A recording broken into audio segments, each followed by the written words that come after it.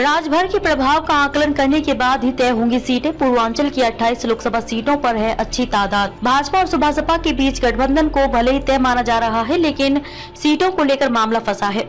सुभासपा अध्यक्ष ओम प्रकाश राजभर की ओर से 2 से 3 सीटों पर दावेदारी पेश किए जाने की बात कही जा रही है, पर भाजपा राजभर के प्रभाव वाले क्षेत्रों में होने वाले नफा नुकसान का आकलन करने के बाद ही सीटें तय करेगी।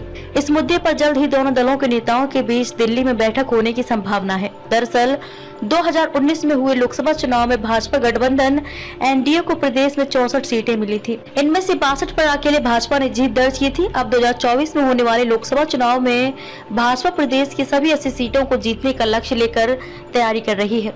इसलिए गाजीपुर से गोरखपुर और बस्ती से बलिया तक की 2 दर्जन से अधिक सीटों पर राजभर जाति के मतदाताओं की अनदेखी भाजपा के लिए आसान नहीं होगी। हालांकि अभी ये कहना मुश्किल है कि साथ आने पर भाजपा सुभासपा को कितनी सीटें देगी। फिर भी ओम प्रकाश राजभर ने भाजपा नेतृत्व के सामने पूर्वांचल व्यावत क्षेत्र में आने वाली लोकसभा की 28 सीटों पर राजभर बिरादरी के मतदाताओं की संख्या का ब्यौरा रख दिया है, ताकि सीटें तय करते समय इसका ख्याल रखा जा सके। यहाँ ये भी ध्यान देने वाली बात है कि 2019 के लोकसभा चुनाव में सीटों के बंटवारे के मुद्दे पर ही राजभर और भाजपा के बीच तनातनी शुरू हुई थी, जिसकी परिणति 2022 में विधानसभा से पहले राजभर और भाजपा के गठबंधन के टूट के तौर पर सामने आई थी। इसलिए भाजपा व राजभर एक दूसरे के लिए जरूरी। ओम प्रकाश राजभर सपा से गठबंधन टूटने के बाद बसपा और कांग्रेस से दोस्ती की स्थिति में नफा नुकसान का आकलन कर चुके हैं।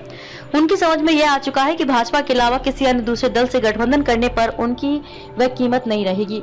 दूसरी तरफ भाजपा नेतृत्व भी समझ चुका है कि पूर्वांचल के सियासी गणित में उसके सामने हिंदू वोटों का बिखराव रोकना और ज्यादा से ज्यादा वोट हासिल करना बहुत जरूरी है। इसलिए राजभर जाति को अपने पाले में रखना जरूरी है। इन परिस्थितियों को ध्यान में रखते हुए भाजपा राजभर के सीटवार प्रभाव के दावे का आकलन कर रही है। इसके बाद ही सीटों के बंटवारा का फार्मूला तय होगा।